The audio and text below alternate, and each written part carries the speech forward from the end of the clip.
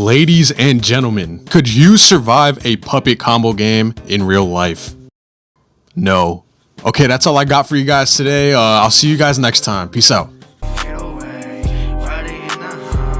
Okay, in all seriousness, this is probably a question that you've had when either playing or watching these games. I know it's easy for us to think that we're the main character and we can just beat these killers up or maybe even outrun these killers, but if we're being real, our asses is getting took and tortured and fondled. Like, let's be honest here, okay? A lot of these villains and a lot of the events that take place in these games are really not in our favor at all. So how about we just go through each game and just have a little bit of fun and see how we could realistically do as, you know, regular human beings in these games. Now, I could already see the comments on this video. I'm 6'4", 240. I can bench 900 pounds. These killers are light work. Okay, first off, shut the fuck up, okay? Shut the fuck up. Why are you guys so tall? Like, actually, go shoot some hoops in the NBA. Like, what are you doing in this comment section, all right? What are you doing watching this video? Go shoot some fucking basketballs. We are literally not talking about you, okay? We're talking about regular sized human beings like myself or like many of you. Okay, let's just go on to the video. Let's see how we could realistically do in each one of these scenarios, aka these games. So, we out. Okay, so first off, we gotta stay out of the house. Okay, so first off, I just want to make it clear that being captured by the butcher and being locked in the cage is a given. Okay, that has to happen. We can't just, like, you know, walk away from the house, okay? We have to get captured, and let's actually expand from there. So the butcher is at least 6'4" to 6'8". He's over 200 pounds, okay? So there's a huge amount of people who just would not be able to win in a fist fight or hand-to-hand combat with the butcher. Okay, let's be honest here. I'm probably getting my ass whooped, all right? He's grabbing both my arms, both my legs, and he's swinging me around, bro, all right? I'm cooked, and I know many of you guys are cooked too, okay? The butcher has a paranormally high absurd amount of durability.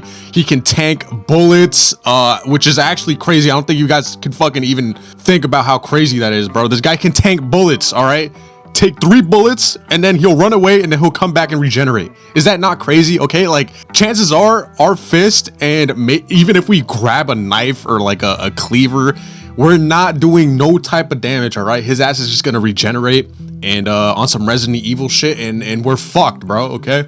So if you end up unfortunately being placed in the backyard, like some of the NPCs that we find and hopefully save, chances are you're fucking dead if you're one of those people, okay?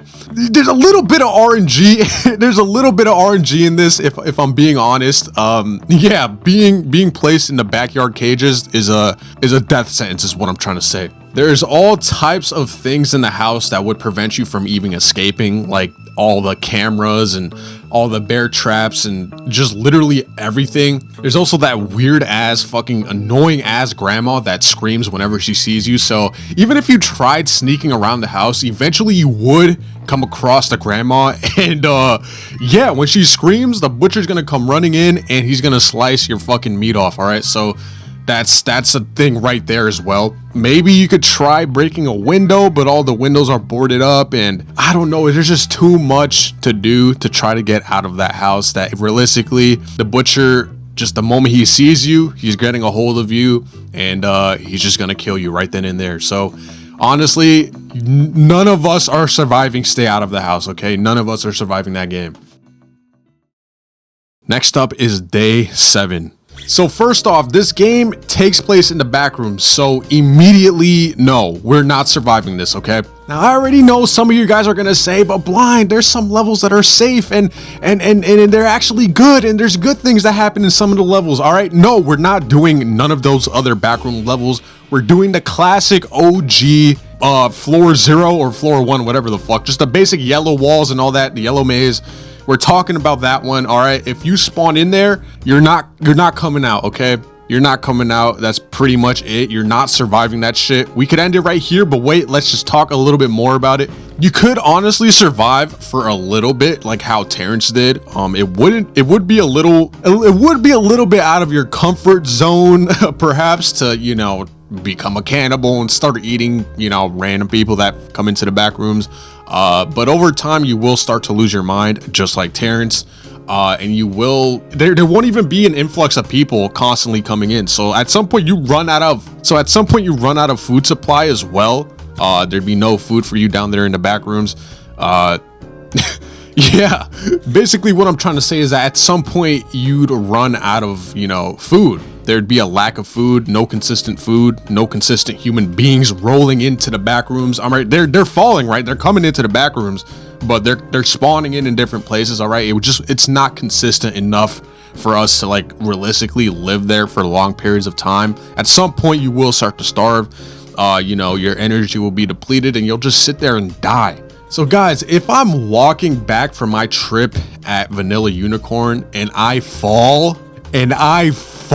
through the ground and I just look around and I'm in the back rooms, a motherfucker might have to kill himself. All right, I'm just being straight up honest here. I'm gonna have to take the easy way out. Okay, let's be honest. If we all wake up and we're in the back rooms, there's no point to life. There's no point to life, bro. I'm taking off my shirt, I'm making a makeshift, and I'm just calling it a day there. Okay, it's been a good life. Thank you so much everyone who's subscribed, who's watched. I really appreciate y'all. But if I'm spawning into the back rooms, I'm taking myself out. Okay, easy. There's nothing, you know, to debate about that. Let's just be honest here for a second, bro. Like, bro, I'm not spending longer than 3 minutes in the back rooms. Okay, that's it. Once I'm there, I'm gone. I'm taking myself out. So no, none of us are surviving day 7. Just like Terrence, I don't think Terrence survived day 7. It's a little bit ambiguous what happens to Terrence, but we can safely assume that he's not making his way out of the back rooms anytime soon. So chances are we're not either, and we're going to die in there, unfortunately. Okay, next up, Meat Cleaver Mutilator. So we actually have a decent chance of surviving this one, okay? Just like Janet, if we wake up, all right, first off, we'd have to get drugged and then placed in this abandoned building. That's already crazy, right? But if we wake up just like Janet and we're just like, you know, placed in this random room, not really with an immediate threat on us, there is some things we can do. Okay, so first off, the first thing I would do is try to find a weapon, just like how Janet did. I believe Janet found a knife or a cleaver, which can be used against the Mutilator. The Mutilator does take some damage. He can't take damage at first. One thing I really want to point out is that he's actually one of the only few killers to be able to be taken down and killed, and you could eventually run away. And that's kind of the approach that I want to take with the Meat Cleaver Mutilator. Damaging them alone with the weapon will cause them to run away, but at some point we'd have to find a gun or something like that. Hopefully if it's like the game, we can find a weapon and use that to take down the Meat Cleaver Mutilator. And the layout just kind of enables you to just run through hallways and shut doors behind you. I know you're not able to do that in game, but if this were real life, we would be able to just run from room to room and shut the door, maybe even lock it, and just keep running and running and running. And there's some parts of the map that are a little bit dark, so you can hide. And there is some verticality too, so it's not like you're just stuck on one floor.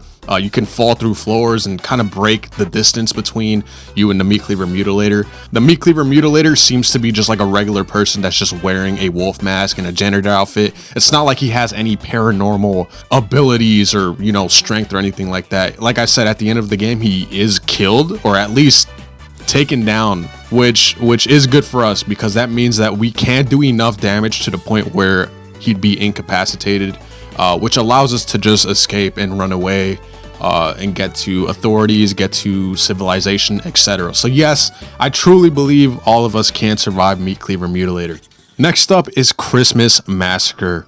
So if I'm being honest, being in the presence of Larry is certain death. Okay, let's not beat around the bush. If you're around Larry, if like you're in a store and you see Larry, your ass is cooked, bro. Like, your ass is dead. There's no way around it. So in the game, Larry is not allowed to progress forward into another level until everybody in that level is killed. So like I said, if you find yourself, you know, if you just even see Larry, chances are you're fucking dead. There's literally nothing you can do. Okay, there's nothing you can do. His ass is throwing a knife right at your head top, and that's it for you, bro. So Larry targets schools, stores, houses, movie theaters, pretty much literally anywhere he targets. So it's not even like a thing where you're like in a wrong place, wrong time.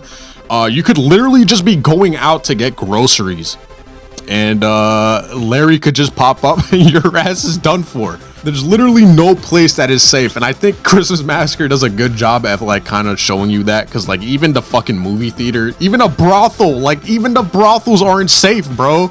Like what the fuck? So realistically, the only way you could fight back is if you have weapons of your own. You can kind of see this at the end of Christmas Massacre when Larry has to surrender to the police. They all have his guns drawn on him, and he can't do nothing there, and he gets sent to a psychiatric facility, which was kind of a bad move. He should have just been sent to a maximum security prison, but that's the discussion for another video anyways. So like I said, one thing that I want to point out is that the game Christmas Massacre takes place in Texas, and if you know anything about Texas, you know that they do not play about firearms and basically the stand your ground law, right? Basically, the stand your ground law allows you to actually defend yourself through self-defense, through the use of force, including deadly force, without a duty to retreat if they reasonably fear for their safety. Larry obviously is a very aggressive killer who would be running straight at you with a knife, which almost certainly allows you to defend yourself. So yeah, unlike other places, like we're gonna go over the Night Ripper 2, which is a game that takes place in New York City, no guns allowed there, etc. But unlike all these other games, you actually do have a chance of defending yourself against Larry, and you would actually have the most chance, the most, you know, reasonable chance to do so. So yeah, if I'm being honest, yeah, I think we can survive Christmas Massacre, truly. And then we don't even have to have a gun per se. We can also have a weapon of our own, just like Larry. Now, whether you're able to actually combat Larry one-on-one with his skills, that's a whole other discussion. I guess that's really a person-to-person basis, but for the most part, because you are allowed to defend yourself and because Larry doesn't seem invincible, I feel like you totally can survive this, especially in Texas where you're allowed to truly defend yourself. So yeah, I think you could survive this, yeah. Next up is Rewind or Die. Okay, so first off, before anything even fucking happens, I'm immediately bursting through the windows of the video to go rental store, and I'm booking my ass home, okay? I'm not dealing with none of this bullshit that happens. I don't know why Tony decided to stay. I know the windows were boarded up. Motherfucker, I'm just kicking that shit down, okay? There was already a brick that flew through the window. All right, I'm using that hole in the window, and I'm kicking right through it, and I'm making it bigger, and I'm walking right out, okay?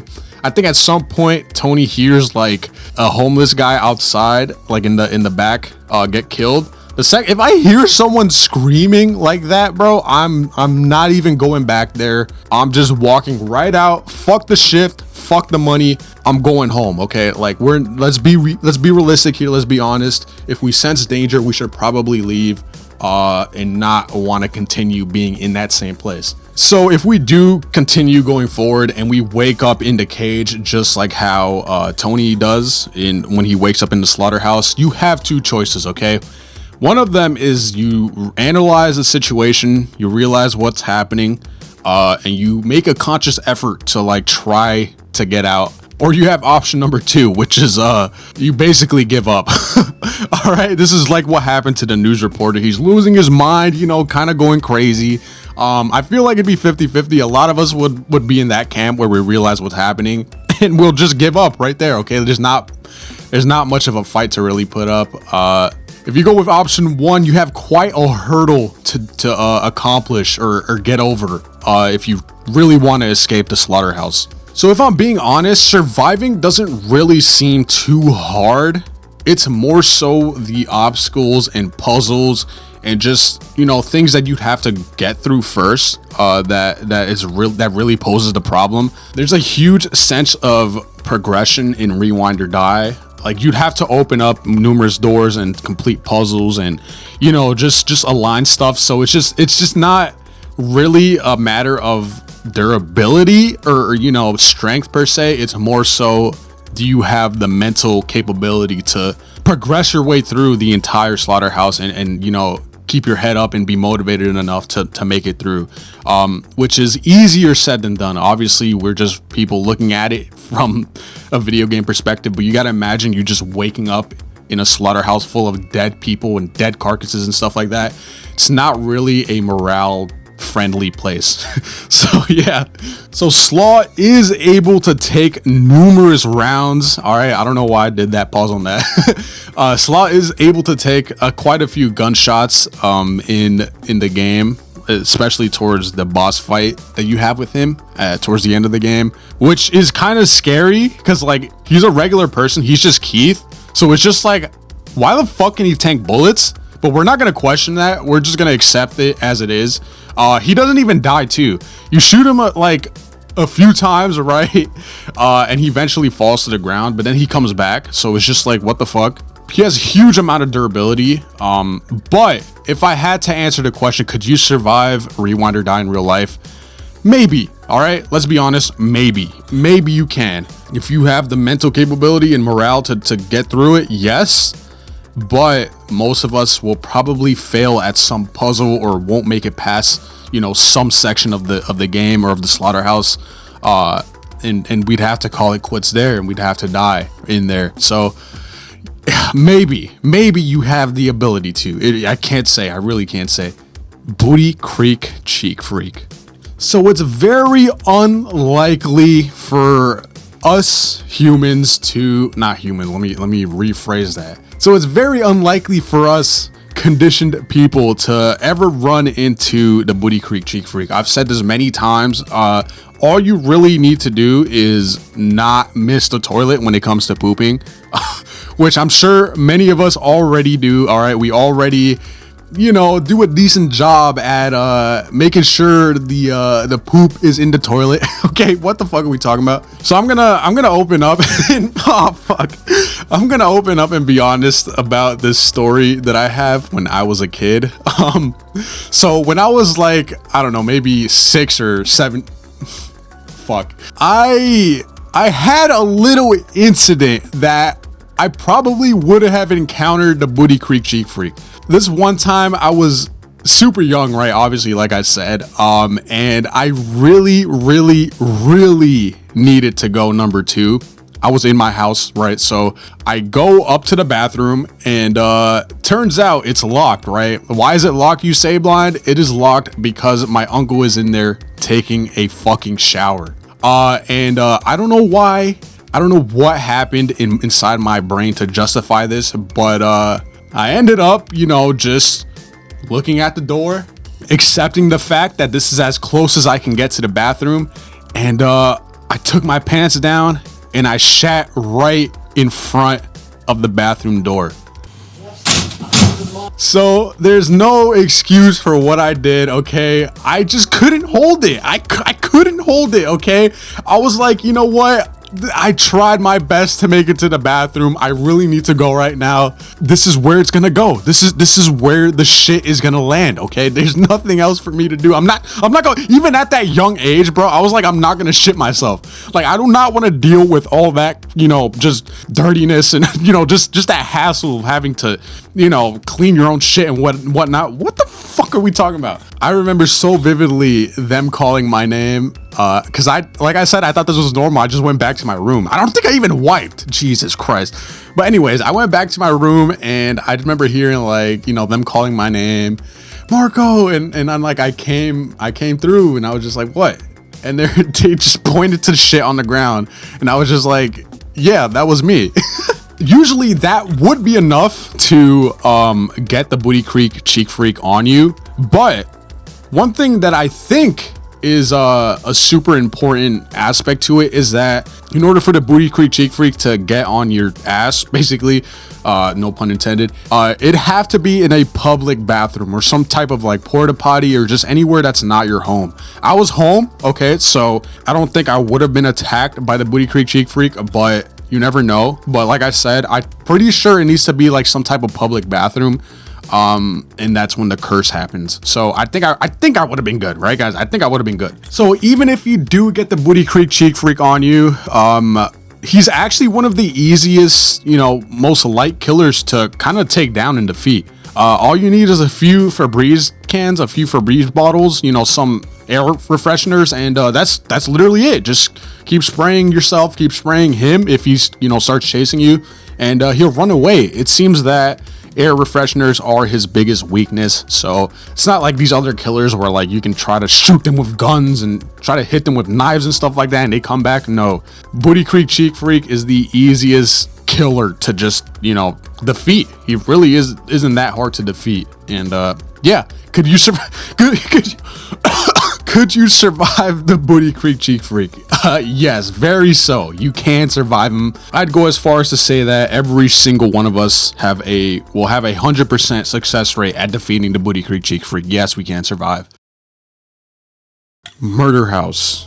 So if you're a kid, rest in peace. Okay, there's not much you can do. So I have a lot of memories of me being in shopping malls like around Christmas time and sitting on Santa's lap and, you know, just asking him for presents. You know, hey, I want an Xbox. Hey, I want this Sonic, you know, toy. So that's essentially what happens to the kids in Murder House. They kind of just, you know, don't think anything of it. They just kind of go up to the Easter Ripper or the Easter Bunny to them, and they think it's normal, you know. Hey Easter Bunny, I really like Easter and I like chocolate and eggs and yeah, wait, what the fuck? Wait, yeah, what did they even talk about? What the is it like Santa where they tell them what they want, or is it just like for a picture? Or either way, whatever. So that's pretty much it for that. But let's talk about, you know, the rest of us. So I'm not gonna lie, Emma in Murder House low key had some crazy plot armor. There's this one section of the game where Emma is talking to Gary in the room, and then the Easter Ripper just like comes in and just fucking annihilates Gary, but somehow Emma is just able to hide under the bed. All right, if this was real life, that is not happening. The Easter Ripper would just be able to hear us both talking and come to the conclusion that there's two people in that room. That's just some crazy plot armor. We would have been killed right there, okay? Let's be honest. We're dead. We're dead pretty early into the game. Also, the Easter Ripper can tank pistol bullets, can tank shotgun shells. He can tank a fire poker to the cheeks. Yeah, you can't really fight this guy, okay? You can try. Emma does successfully, you know, take down the Easter Ripper, but it really isn't her actions that took down the Easter Ripper. It was the kids that rose up from the ground that were abused by Tom, and they were getting their revenge, and they eventually took him down, right? So if I'm being honest, I don't think you would be able to survive Murder House. You're pretty much just like the rest of the crew, like Gary, Dana, and the news reporter as well. You would end up meeting the same fate. There's realistically no way you'd have that much plot armor where you just make it out alive. You could fight back a little bit, don't get me wrong. I think you probably could damage the Easter Ripper a little bit, but he's just way too strong, way too big to just like realistically take down. And we won't have any plot armor in real life. We'd actually just kind of be cooked right then and there. So no, I don't think you'd be able to survive Murder House at all. Planet of the Bloodthirsty Santa. So you're on an expedition trip in space and you land on planet Santa and your ship breaks down. That's it, bro. That's it. What else is there for you to fucking do, bro? You got at least like 2 or 3 dead crew members. All right, so you're on a remote planet that you've never been on. The weather conditions are extremely harsh. Yeah, there's just really nothing you can do. Even morally speaking, just the fact that you wake up in it, not wake up, but like you find yourself in an exoplanet and there's no way to go back home. I might have to go the day 7 route and take the easy way out again, because like what the fuck is there to do? There's no food or water apart from whatever's on the ship, so at some point you run out. I don't think there's really that much food and stuff like that in Planet Santa. I don't know what the elves eat exactly, but the fact that you're on a different planet is just like, I imagine the food source would be quite different there. and it wouldn't be like you just go out hunting, right? And you kill like a reindeer. And I'm gonna mention that as well. The animals on or just any other fucking being on planet Santa are very hostile. There's the reindeers that are super evil, and then there's the evil elves. There's just like so many things against you. There's the harsh weather. It's like snowing 24/7. It's a blizzard. Like, bro, there's just really nothing you could really do in Planet Santa. If I'm being honest, it's super unlikely for you to escape Planet Santa. So, no, I don't think you could survive Planet Santa. There's really nothing you can do there, which is unfortunate. But, I mean, we don't really know what happens in Planet Santa by the end of the game. Maybe there's some cool things that happened that allows us to survive even longer. But, realistically speaking, we're kind of dead on Planet Santa, so we're not surviving that game. Next up is Nun Massacre. So honestly, surviving Nun Massacre is possible. All right, it is possible. It will be hard, but it is certainly possible. Thankfully, unlike Stay Out of the House, there aren't any traps or really any obstacles that we'd have to encounter that kind of like puts a hindrance on us. We won't get damaged by any traps. There is that saw pit, but like, bro, we can use planks just like the game, okay? That won't be anything that I feel like most of us would really struggle with. Honestly, my approach would just be to play it extremely safe. One of the biggest highlights of Nun Massacre is the fact that it's super dark, like almost basically pitch black, right? You can't even see anything with your eyes open, which we can use to our advantage. Hiding from the nun is a very realistic thing that I think a lot of us actually have done in the game. You could keep running away from the nun, but I think most of us have, hid under beds and hidden corners in the dark with our with our lighter off. So that's something I would really emphasize on when trying to survive this game. I'd just be lurking in the shadows, like just fucking, just making sure that I don't get spotted. I'm not gonna make any noise or anything like that. I just slowly crawl my way through the boarding school. The nun is also easy to troll somewhat. Which is funny when you think about it. You can throw rocks or just anything really, and she'll go there, which is kind of a weird flaw that she has. She has like this insane, ability to teleport and just be a person that you can't really take down in a traditional sense. But for some reason, throwing rocks like just grabs her attention, and she just goes that way. So you can use that to your advantage. Which is something, again, I really want to emphasize. And yeah, the only way to take down the nun would be to have gasoline, however you get that, and have a lighter, however you get that. I feel like some of us maybe walk around with lighters and stuff like that, so that's something you could use, but you do need gasoline. And the way I'd go about it actually is on some Home Alone shit. I would literally just like plant myself in a room and put the gas canister or whatever, the gas, on top of like the door frame. And when the nun comes through, like when she opens the door, that shit falls on her. And I'm lighting that bitch up, bro. Like I'm just lighting her ass up and she's fucking cooked. And that'll be that. If it really gets super desperate, we can just break through windows. All right, it depends on It depends on how high up we are in the boarding school. Obviously, at some point, the fall down would be a little bit too much for our human bodies. We might break our legs or even just die. But I feel like, yes, I do think you can survive Nun Massacre if you play it safe and you play it smart. Next up is Buzzsaw Bloodhouse. So honestly, off the bat, no, I don't think you'd be able to survive this game. There's just way too many traps and obstacles and dangerous, things out against you that you would not be able to make it through. You just could not be able to make it through. There's too many obstacles. Yeah, I think maybe some of us can make it through some deadly traps, whether it's spikes, coming out from the ground or the chainsaw pendulums and stuff like that. I think some of us can be able to make it through a few traps, but at some point it will catch up to us, whether it's us getting tired or for whatever reason we just make the wrong make the wrong choice and slip and fall, or just mistime our jump, etc. There's too many series of traps for us to not for us to successfully make it through every single one without dying is what I'm trying to say. So no, we won't be able to survive this shit.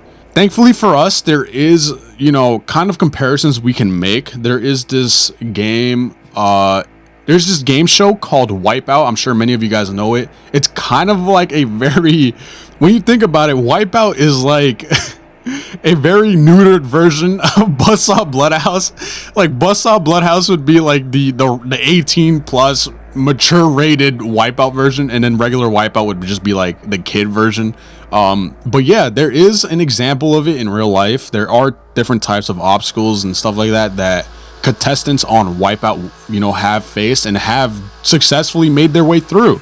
There are similar obstacles between both, like moving platforms, narrow beams, and swinging pendulums. Except in Buzzsaw Bloodhouse, the pendulums are made out of chainsaws, and falling off a platform usually leads to a spike pit. All right, you're gonna die on some Mortal Kombat shit. Okay, you're just gonna fall and just get impaled many different parts and just fucking die right then and there. Like I said, if I wanted to round this out, I think it is possible to make your way through some obstacles, you know, some of them. But realistically speaking, I really can't see a regular human being making their way fully through Buzzsaw Bloodhouse. The only reason why we're able to is because there's an influx of girls in Buzzsaw Bloodhouse that we could just continue on, you know, just trying these obstacles and trying to make our way through. But we don't have that luxury, okay? We're just one person. The second we fuck up on one trap, that's it. We're losing an arm, we're losing a leg, or we're just straight up falling to our death or getting fucking chainsawed in half, all right? And that's it. That's our only chance. No, not at all. A huge no on Buzzsaw Bloodhouse. We're not surviving that game.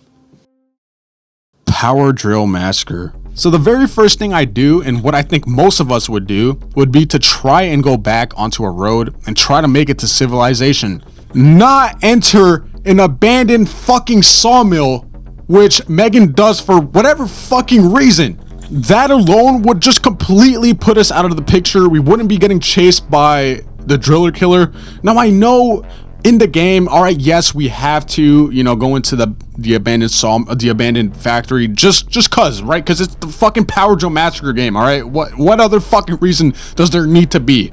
But in real life, I think most of us would make the conscious decision that it wouldn't be in our best interest to enter abandoned buildings late at night for whatever fucking reason, try to find help for our injured buddy. I think most of us would literally just be like, oh my god, we crashed in this, you know, into this tree in this weird part. I'm just gonna try to make it back onto a road, you know, put my thumb out, maybe catch a hit, maybe catch a person and just be like, hey, I need help, this is what's happening. Yeah, like it's just going into the abandoned factory is such a poor decision that I think all of us would avoid and would save literally all of our lives. Inside the factory, however, would be imminent death. The driller killer is way too fast and way too good at hunting down victims that this is his play area, bro. We don't know jack shit about this place. It's dark as fuck. This is literally, it's like a cat and mouse game, and he's the cat and we're the fucking mouse, all right? He's having fun. He knows this layout by heart. This ass doesn't even need a fucking a light or any type of light source, no flashlight, nothing. This motherfucker actually just runs in the pitch black, full on stomping through. Like, that's scary as fuck, and there's nothing we can do. Even if we ourselves had a light source, we just don't know the area enough for us to realistically, you know, not get caught by the driller killer at some point. Also, finding all three of the keys would be really fucking hard. I know in the game the keys have like a little bit of a shine to them, and that's just like a, you know, a game choice, a game design. Obviously that's a very common thing in public combo games where, you know, the objects that you need to pick up or the items you need to pick up have like a certain glow. That's just some game shit. All right, in real life, objects that you need don't have this fucking, you know, glow to them. Okay, even if you had a flashlight, you would have to hit the flashlight in such a unique angle to where the key would have a glare, and then, you know, like, you're like, oh, this is something, okay, this is like a metal thing, it might be a key, right? But real life, that just wouldn't happen. It just wouldn't happen, bro. You maybe find one key, but it'd be like finding a needle in a haystack. It's like you can't you just be walking around looking everywhere in this pitch black, fucking factory, and with the driller killer on you, like, you just no, you're not surviving this game. Okay, you're just not surviving this game at all. You'd survive, yes, if you don't enter it like a regular person, but no if you do enter it, which I don't know why you would. Night Watch. So our ability to survive Night Watch really comes down to avoiding bad situations in the first place, more than anything the driller killer actually does. Throughout the game, he slowly lures you out of the watchtower, first onto the ground, then all the way to that abandoned campsite where he sets up the ambush. Now yeah, it's easy in hindsight to say Jim made a terrible decision leaving the tower in the middle of the night with no backup or real awareness of what's out there, but you have to remember, that's literally his job. He's not just watching for fires. He's also supposed to help lost hikers and guide them back to safety using known paths. If we were in Jim's position, though, the smarter move would be to stay in contact with other fire spotters before heading out into the wilderness. Honestly, I'd want something on me for protection, like a machete or even bear spray. I know the game takes place in the 70s, so safety practices were a lot more basic, but I'd still assume lookouts had some kind of training for dealing with weird or suspicious situations. Personally, the moment I heard that squeal on the phone line, I'm hanging up and staying in the tower with the doors locked, no question. Once you actually leave and head towards that campsite, it's basically over for you. You have no idea where the driller killer is, and the whole setup is designed to catch you completely off guard. Even if you had a weapon, you probably wouldn't have time to react before it's too late. At the end of the day, if you trust your gut and don't take the bait, you could avoid this encounter entirely and live to tell another day. But if you try to do the right thing and be a good Samaritan and help, that probably would cost you your life. Night at the Gates of Hell. Night at the Gates of Hell is like basically a zombie apocalypse. I think you could genuinely survive Night at the Gates of Hell for quite some time, just like how our character does in how the other characters do in Night at the Gates of Hell. But at some point you'd run out of supplies, at some point you'd get overrun by zombies and you won't have enough bullets, you won't have enough energy because of food scarcity and stuff like that. Like, I think you could survive for some time, but at some point you just run out of essential things that you need to survive, whether it be food or whether it be supplies or bullets to defend yourself from zombies, because the zombies are endless. Them motherfuckers will keep coming. All right, it's not like you kill off a few and that's it. Like, they'll just keep on coming. I also think what most people don't take into consideration is morale. This is like kind of what I talked about in day 7. It's like if you're in an apocalypse and the world is ending, it's like what reason would there be to survive? Everyone's dying. Everyone you know died or is a zombie. There's no clear future for life. Like, how would it ever get better than this? Like, at some point your own morale would be depraved enough to the point where you just give up or maybe even call it quits. So that's something I also think people don't take into consideration. Like, at the end of the day, I think all of us have, or hopefully, I hope all of us have the will to just keep going, to keep, living life. But this is just regular life. If we were in a zombie apocalypse and there's no signs of anything getting better, what is there to really look forward to, So that's something that unfortunately would result in a bunch of deaths as well. But to be honest, other than that, zombies are super slow in this game. They're like Walking Dead zombies. They're just like really dumb, really slow, really easy to get around and avoid. I imagine really easy to take down too. They're not like Last of Us zombies where the motherfuckers will start running at you. Or maybe some zombie games like fucking Left 4 Dead, right? It's not like you make some noise and they all start chasing at you and there's hordes. I mean, we don't know too much about the world of Night at the Gates of Hell, but from what we can see, they're pretty dumb. So surviving them wouldn't be a problem. It'd just be scarcity. We would run out of shit to just keep ourselves going. I think, yeah, we could survive. We definitely could. I think all of us definitely could survive. Babysitter Bloodbath. So the first thing I do in Babysitter Bloodbath is just not leave the house. One huge mistake that I remember like immediately catching on was the fact that Sarah told Jack to go outside the house and observe or try to find out what the noise was. That was such a poor decision that ended up costing Jack his life. If you're inside your home and you hear something outside breaking, or you know, whatever the case is, you don't go outside to look for it, okay? This is so dumb. This is like horror movie 101, okay? If you hear something, you don't go out like, oh, what's going on? Like, no, what are you doing? Just stay your ass in home, okay? And that leads me to the next thing I would do. I would literally turn off all the lights. I'd shut every door, and I'd hide somewhere in like a closet or under a bed. And before I do that, I'm calling the police. I'm being like, hey, there's a motherfucker trying to break into my house.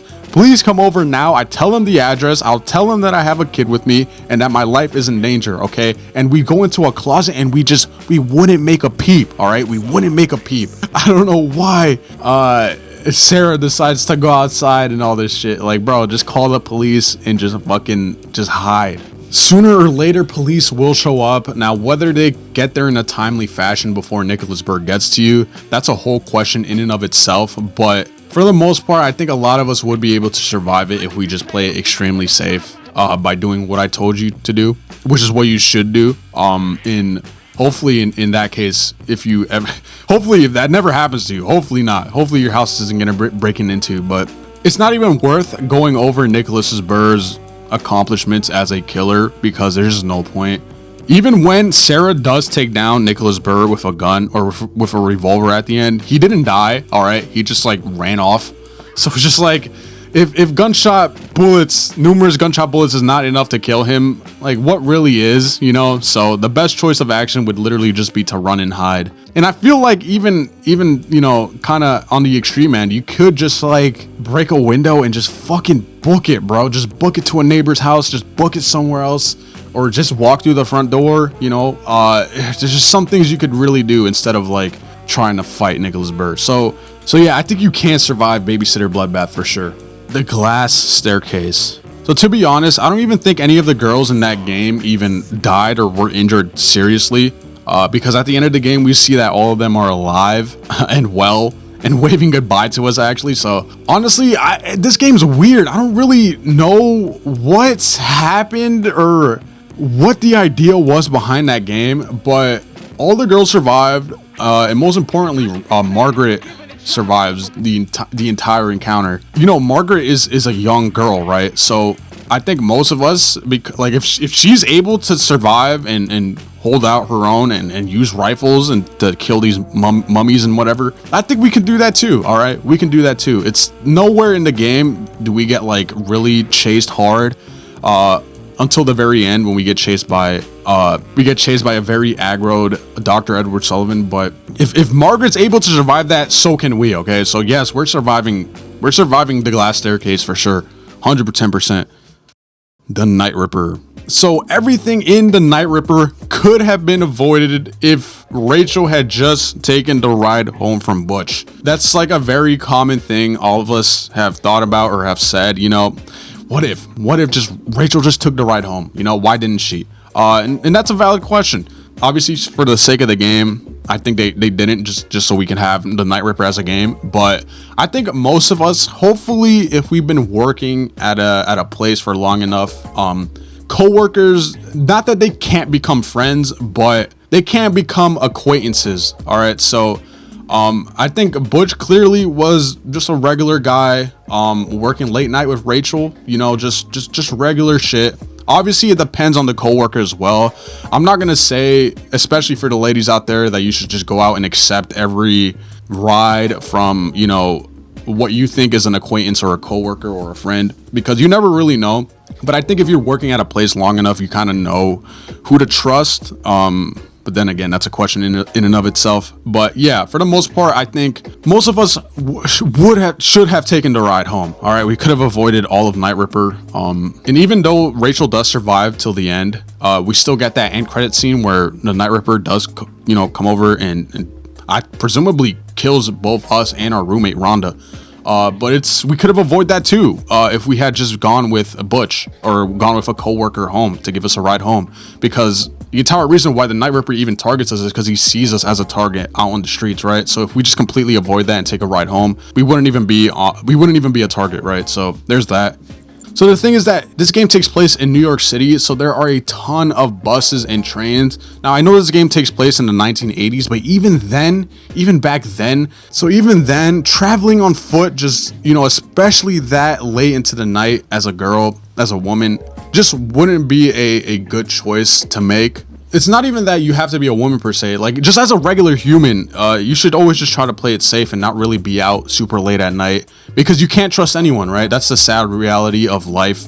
You can't really trust society. You can't. And it's sad that it's gotten to this point, but what can you do, right? Other than to try to make decisions that don't put you in those environments where you could be targeted by some crazed, misogynistic, you know, weirdo freak that plays with bodies after mutilating them, right? So I don't know, just trains and buses are like such a part of like that New York life. If you live there, I've lived there, so like if you've ever lived there, you kind of know that transportation, like buses and trains, are just so cemented in that culture, so cemented in just New York life in general. In fact, that's kind of what like New York is known for, you know, the subway stations and all that stuff. So yeah, I think you could survive Night Ripper if you just took a conscious effort to travel by, you know, these public transportations, whether you run into freaks and weirdos in those transportation methods, that in itself again is like a whole thing. But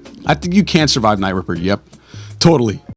Bloodwash. So the entire reason why Sarah ventures out into the plaza and to the laundromat is because she has a job offering in the morning and she doesn't have any clean clothes. So she resorts to traveling kind of far to this plaza late at night to clean clothes. Now, if things were that desperate and it was super late at night, I don't think I would venture out. There's nothing wrong with the good old scrub and rub method, you know, using your bathroom sink or using your bathroom tub. I've actually cleaned clothes that way. There's some pieces of clothing I have that aren't really meant to go in dryers or, you know, these washing machines. So you kind of just like wash them by hand. There's nothing wrong with good old soap and water, right? Maybe a little bit of detergent as well, or whatever, you know, you use to, you know, make your clothes clean and smell good and whatever. You could use that as well. There's nothing wrong with that. And that's something I think you should do if it's super late at night and you were that desperate. I don't think you should put your life at risk, you know, just to clean clothes. If for whatever reason you do go out and, you know, go to a plaza or go to like a laundromat super far away from where you live, like how Sarah does, there's many moments in the game where weird shit starts happening, like mannequins being placed, you know, outside the door right in front of you, weird noises like the womb ripper crying, baby crying, weird shit like fucking guts and intestines coming out of the washing machines. There's so many instances where if I see some shit like that, bro, I'm just packing my shit and I'm just going right back home. Like there's so many times where Sarah could have, like, you know, just dropped her shit and just been like, fuck this is weird, this is not safe, I'm going home. And that's something I think we should do as well. So yes, in general, I think you can survive Bloodwash totally 100%. Skin freak. So the only way you would really die is by being out late at night. That would kind of cause the skin freak to have you as a target. So, you know, the skin freak is not someone who is in the shadows. Everyone pretty much knows about the skin freak, especially because you hear it on the radio and, you know, all that stuff. So I feel like if you do hear stuff like that of a killer going around at night, I think you should make a conscious effort to just, you know, not go outside super late at night, or at least go with multiple people. That way you guys can all watch each other's backs and stuff like that. The skin freak himself can tank bullets like we've seen in that section of the game. He's pretty durable. So I think fighting him wouldn't be an option. This one's weird. I think it's a maybe, right? It's a maybe. Just don't put yourself in that position. But if for whatever reason you do encounter the skin freak, chances are you're not making it out alive. He's pretty fast if he wants to. He has knives, he has chainsaws, he has like little saw blades and stuff like that. You'd pretty much be cooked. He could tank bullets, like I said. He could take multiple bullets without dying. And yeah, even a fucking crane hitting him wasn't enough to, like, you know, really take him down. He had to fall off the entire fucking skyscraper in order to die, I think, right? I think we died, right? Whatever, but yeah. It's a maybe. It's a maybe. I'd go with a maybe. Sniper killer. So surviving in the world of sniper killer is a complete gamble. You have no idea if you'll be a target, and you wouldn't even see it coming if you were. There'd be nothing you can do to prevent yourself from being a potential target. Literally just the act of being outside would be enough to have you maybe get killed, right? Which is fucking crazy. And that's something that we all have to do, right? We all have to go outside, go to work, go to school, go to anywhere, really, just literally anything. And that would immediately put you at risk. So that's really unfortunate and really not in our favor at all.